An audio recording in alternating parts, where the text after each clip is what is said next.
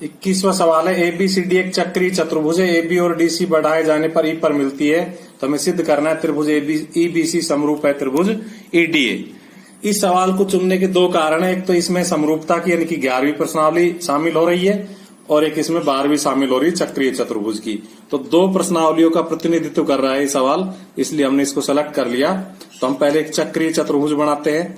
तो देखो, चक्रीय चतुर्भुज बनाने के लिए वृत्त बनाया और वृत्त के अंदर हमने एक चतुर्भुज बनाया। इस प्रकार से चतुर्भुज बन गया, इसका नाम है ABCD। तो उसमें AB को आगे बढ़ा रहे हैं, तो ये AB आगे बढ़ जाएगी और DC को आगे बढ़ा रहे थे, DC को आगे बढ़ जाएगी और जहां मिलती है वहां कौन सा बिंदु प्राप्त होता है, E। तो देखो, हम AB को आगे बढ़ा रहे हैं, फिर DC को आगे बढ़ा रहे हैं, तो कहां मिल गई जाके, ये E पर मिल गई जाकर के यहां। तो ये तो हुआ हमारा सवाल। तो हमें सिद्ध करना है त्रिभुज EDA यानी कि पूरा त्रिभुज समरूप है त्रिभुज किसके, EBC के। तो ये हमारा सवाल लिखेंगे, दिया है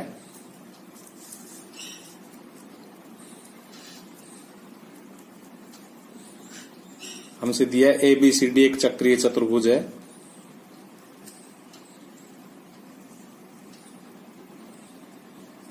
AB व DC को बढ़ाने पर E पर मिलती है। तो हमें क्या सिद्ध करना है, साफ लिखा हुआ है जो सिद्ध करना है वो सवाल में, ढूंढने की जरूरत नहीं है कि हमें क्या सिद्ध करना है। हमें सिद्ध करना है त्रिभुज EBC समरूप है त्रिभुज EDA। रचना का इसमें कोई पद नहीं है, उत्पत्ति। तो देखिए, उत्पत्ति में बहुत आसान सवाल है ये। हम लिखेंगे कि भाई एक तो कोण E बराबर कोण E, क्योंकि इस पूरे त्रिभुज का भी कोण E बनता है और इस छोटे त्रिभुज का भी कोण E बनता है, साझे का है। और एक किसी भी चक्रीय चतुर्भुज के एक भुजा को आगे बढ़ाने से बहिष्कोण बनता है, तो ये चक्रीय चतुर्भुज का बहिष्कोण हुआ। ये उसके अंतराभिमुख कोण के बराबर होता है। और किन्हीं दो त्रिभुजों के दो कोण बराबर हो तो वो कोण समरूपता से समरूप होते। तो लिखेंगे त्रिभुज EBC व त्रिभुज EDA में कोण E बराबर कोण E उभयनिष्ठ। नंबर 2, कोण B को पूरा लिख सकते हैं हम, कोण EBC, कोण EBC बराबर कोण ADE। इसका कारण लिख देंगे, चक्रीय चतुर्भुज का बहिष्कोण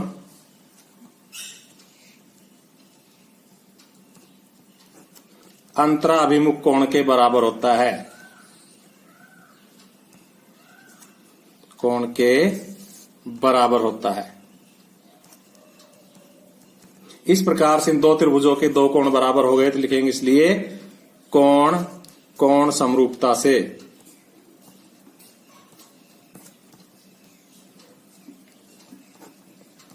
त्रिभुज EBC समरूप है त्रिभुज। देखो, हमने E बराबर E सिद्ध किया है, E पहला है तो इसमें भी पहला हो जाएगा। B बराबर D सिद्ध किया, B बीच में तो D बीच में आ जाएगा और बचा हुआ E, और यही हमें सिद्ध करना था। 22वां सवाल रचना का सवाल है। ये सवाल अभी तक पूछा नहीं गया है। इसमें दो वृत्तों की उभयनिष्ठ अनुस्पर्श रेखाएं खींचनी है। तो इसमें देखो, दे रखा है हमसे कि 4 सेंटीमीटर और 3 सेंटीमीटर त्रिज्या के वृत्त है और उनके बीच की दूरी 6.5 सेंटीमीटर है। तो मैं सबसे पहले उनके बीच की दूरी 6.5 सेंटीमीटर खींच रहा हूं। तो इस प्रकार से मैंने स्केल रखा और स्केल रख करके मैं प्रयास कर रहा हूं कि आपको भी दिखे और मैं भी बना पाऊं। और 6.5 सेंटीमीटर त्रिज्या का मैं वृत्त खींच रहा हूं। तो ये मैंने 6.5 सेंटीमीटर त्रिज्या का 6.5 सेंटीमीटर उनके केंद्रों के मध्य की दूरी खींच ली है मैंने। ये एक वृत्त का केंद्र यहां हो जाएगा O, दूसरे वृत्त का केंद्र यहां हो जाएगा O', और उनके बीच की जो दूरी है वो कितनी दी हुई है, वो 6.5 सेंटीमीटर दी हुई है। एक वृत्त 4 सेंटीमीटर का है और एक वृत्त 3 सेंटीमीटर का है। तो हम पहले 3 सेंटीमीटर त्रिज्या का वृत्त खींच लेते हैं। तो ये देखो हमने प्रकार को 3 सेंटीमीटर खोला और ओ पर नोक रख करके घुमा दिया, तो ये हमारा 3 सेंटीमीटर का वृत्त खींच जाएगा। आपको दिखे इसका मैं प्रयास पूरा कर रहा हूं, आप भी ध्यान लगा के देखोगे तो जरूर आपको भी दिखाई देगा। इस प्रकार से हमने 3 का वृत्त खींच लिया। अब हम 4 सेंटीमीटर प्रकार में भरेंगे और दूसरे सिरे पर ओ डैश को केंद्र मान के 4 सेंटीमीटर का वृत्त हम खींच देंगे। हम एग्जाम में भी अपनी कॉपी को घुमा सकते हैं, क्योंकि वहां भी हमें मैज मिलेगी और हम मैज के ऊपर अपनी कॉपी को घुमा सकते हैं। तो इस प्रकार से ये मैंने दोनों वृत्त खींच लिए। अब इनकी अनुस्पर्श रेखा खींचने के लिए हमें 2 वृत्त और खींचने होंगे। ध्यान रखना, क्योंकि सवाल ज्यादा हार्ड नहीं आ सकता एग्जाम में। दोनों वृत्तों की त्रिज्याओं का अंतर करना है। तो देखो, एक वृत्त 4 का है और एक वृत्त 3 का है, इसलिए उनका अंतर हुआ 1 सेंटीमीटर। तो बड़े वृत्त के भीतर 1 सेंटीमीटर का वृत्त हमें और खींचना है। क्या खींचना है? 1 सेंटीमीटर का वृत्त और खींचना है। छोटा सा वृत्त बहुत मुश्किल से खींचता है, कभी नोक उठ जाती, कभी सुरमी की नोकर, कभी वो, तो थोड़ा ध्यान से खींचना है।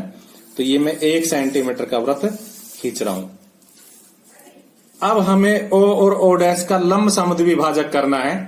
तो इस प्रकार से देखो, आधे से ज्यादा खोल लेंगे या आधे से ज्यादा ही खोल लेंगे, कितना ही खोल सकते हैं। और एक चाप इस दिशा में लगाया, एक चाप इस दिशा में लगाया और यहां से ओ डैश से नोक उठाई और उठा करके कहां रख दी? ओ पर रख दी।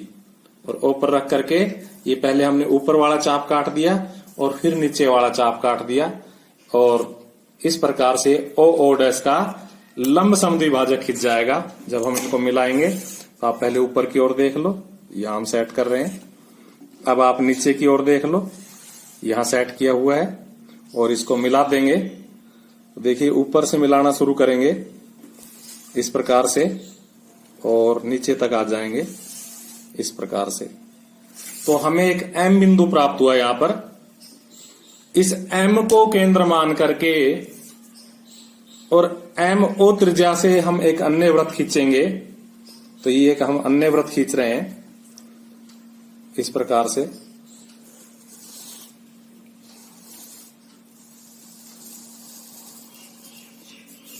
जब हमने एक अन्य वृत्त खींचा तो ये हमारा जो छोटा सा वृत्त है ना, उसको काट के जा रहा है। कहां कहां?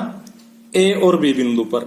हम इसके एक ही तरफ अनुस्पर्श रेखा खींच के दिखाएंगे, दूसरी तरफ खींचने तो आप खुद खींचना। इधर मैं बी नहीं लिख रहा हूं क्योंकि मैं एक तरफ का सवाल कर रहा हूं। तो इस प्रकार से ये ओ ए स्पर्श रेखा हुई इस छोटे से वृत्त की। इसको देखिए, हमने सेट कर लिया है स्केल को और अब इसको हम मिला रहे हैं।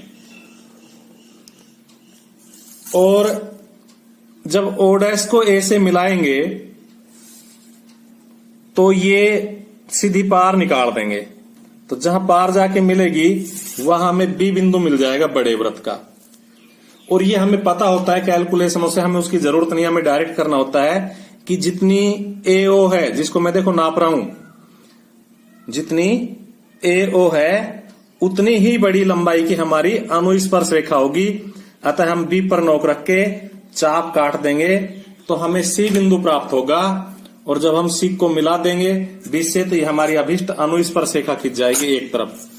दूसरी तरफ आप स्वयं खींचोगे, क्योंकि मैंने एग्जाम्पल लिया है, इसमें एक ही अनुस्पर्श रेखा खींचने की कही गई है। और एग्जाम में भी हो सकता है एक ही अनुस्पर्श रेखा खिंचवाए। आपसे अगर 2 खिंचवा ले तो आप नीचे की तरफ सेम वही प्रोसेस करोगे जो ऊपर की तरफ मैंने कर दिया है। और इस प्रकार से हम इसको मिला लेंगे।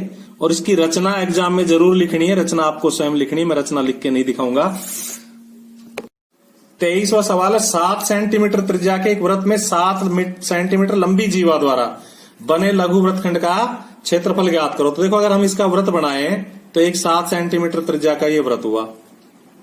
इसमें टेक्निकल सवाल, आपको दिमाग लगाना पड़ेगा। ये इसकी ए बी जीवा है 7 सेंटीमीटर की और ये इसका केंद्र है, इसलिए त्रिज्या भी 7 सेंटीमीटर की हुई।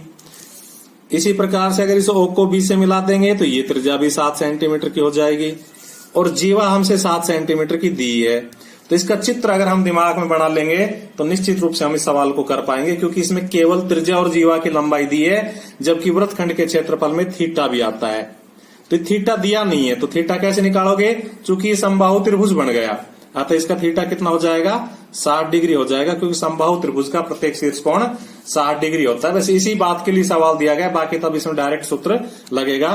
तो हम लिखेंगे R बराबर 7 सेंटीमीटर, चूंकि OA बराबर OB बराबर AB, इसलिए कोण AOB बराबर 60 डिग्री बराबर थीटा। क्यों? क्योंकि समबाहु त्रिभुज का कोण। तो इस प्रकार से हमने थीटा की वैल्यू निकाल दी। R हमसे दिया है, थीटा हमने निकाल लिया। लिखेंगे इसलिए लघु वृत्तखंड का क्षेत्रफल, और रटा रटाया सूत्र लगा देना। क्या हो जाएगा? पाई R स्क्वायर थीटा बटा 360 minus 1/2 R square sine theta. इसमें मान रख दो, देखो पाई का मान 22/7, R का मान 7 क्योंकि घात 2 है तो 2 बार, थीटा का मान 60 बटा 360 माइनस 1/2, R का मान 7 गुणा 7 साइन 60 डिग्री। तो देखिए 7 से 7 कट जाएगा, 6 छिंगड़े 36 हो जाएगा, 2 से काटोगे 2 तिया 6 और ये 11 कितना आ जाएगा? 11 7 77/3 माइनस 7 7 49/2 और साइन 60 का मान √3/2। जब हम 77 में 3 का भाग देंगे तो 25.667 आ जाएगा, माइनस 49 को 1.732 से गुणा करेंगे बटा 2 दूनी 4। जब इसमें 4 का भाग देंगे हम तो 4 चौक 16, 4 तिया 12, 4 तिया 12। इस प्रकार से 25.667 माइनस 49 को इससे गुणा करेंगे। तो मैंने गुणा तुम्हारी सुविधा के लिए पहले ही करके रखी हुई है, 21.217 आ जाएगी। ये गुणा इसलिए कर ली थी ताकि समय बच जाए, और इसकी घटा आ जाएगी 4.450 वर्ग सेंटीमीटर। आंसर 24वां सवाल है, 14 सेंटीमीटर भुजा के घन से बड़ा शंकु काटा जाता है, शंकु का आयतन ज्ञात कीजिए। कतई सीधा सवाल है। इसका हल्का सा चित्र बना लेते हैं। हल्का सा इसलिए कि एक्चुअल चित्र तो बन नहीं पाएगा। जो घन है उसका एक फलक बना दिया हमने, एक सतह बना दी, और इस सतह में अब आपको शंकु काट के दिखा रहे हैं। तो इस प्रकार से बड़ा शंकु कट जाएगा। तो इस शंकु का व्यास कितना हो जाएगा? 14 सेंटीमीटर, क्योंकि घन की सभी भुजाएं समान होती है। और इस शंकु की ऊंचाई कितनी हो जाएगी? 14 सेंटीमीटर, क्योंकि ये भी 14 है तो इसके बीच में तो है ये। तो इस प्रकार से इस चित्र को देख के सवाल समझ में आ जाएगा। हम लिखेंगे शंकु की भुजा, घन की भुजा बराबर 14 सेंटीमीटर। इसलिए शंकु का व्यास, फोन आ गया था बीच में, तो शंकु का व्यास कितना हो जाएगा? 14 सेंटीमीटर हो जाएगा, और इससे हम त्रिज्या निकाल देंगे 7 सेंटीमीटर। तथा शंकु की ऊंचाई आपको चित्र में भी दिखा दी थी, जिसको हम H से लिखते हैं। एक बार फिर देख लो, 14 सेंटीमीटर हो जाएगी। ज्यादा लंबी कहानी बताने की जरूरत नहीं कि 14 क्या हो जाएगी, लिखेंगे। इसलिए शंकु का आयतन, सीधा फॉर्मूला है 1/3 पाई R स्क्वायर H। तो इस प्रकार से 1/3 पाई का मान 22/7, R का मान 7 गुणा 7, क्योंकि R पे घात 2 है तो हम 2 बार करेंगे, और H का मान 14। देखो 7 दूनी 14, और कोई भी नहीं कट रहा, कोई भी संख्या हमारी नहीं कट रही है। तो इन सबको जब हम गुणा करेंगे 22 7 पे 154 आएगा, और 154 गुणा 14 आएगा, बटा 3 रह जाएगा। तो 154 को 14 से गुणा करेंगे तो 2156 आ जाएगा। ये मैंने आपकी सुविधा के लिए पहले ही कर रखा है। और जो 3 का भाग देंगे तो आएगा 718.66 घन सेंटीमीटर, और यही हमारा आंसर है। 25वां सवाल है, एक लीप वर्ष का यादृच्छिक चयन किया गया हो तो इस वर्ष में 53 सोमवार होने की प्रायिकता ज्ञात कीजिए। तो देखो इसमें क्योंकि वो लीप वर्ष है तो लीप वर्ष में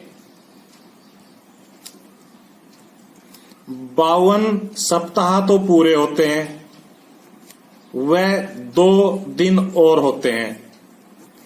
अब 52 सप्ताह में तो सारे वार बराबर बराबर आने, इसलिए इसकी तो किस्सा ही खत्म हो जाएगा।